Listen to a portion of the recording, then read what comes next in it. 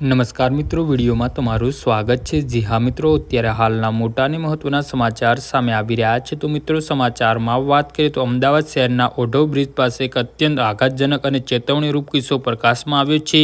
અહીં એક 18 વર્ષીય કિશોરના ખિસ્સામાં રાખેલો મોબાઈલ ફોન અચાનક બ્લાસ્ટ થતાં તેનું ઘટના સ્થળે જ કરુણ મોત નીપજ્યું છે। આ અકસ્માતના પગલે સ્થાનિક વિસ્તારમાં ચકચાર મચી ગઈ છે અને મોબાઈલ ફોનનો ઉપયોગ કરતા નાગરિકો માટે આ ઘટના એક લાલ બત્તી સમાન સાબિત થઈ છે। જી હા મિત્રો, અત્યારે હાલના મોટા અને દુઃખદ સમાચાર સામે આવી રહ્યા છે।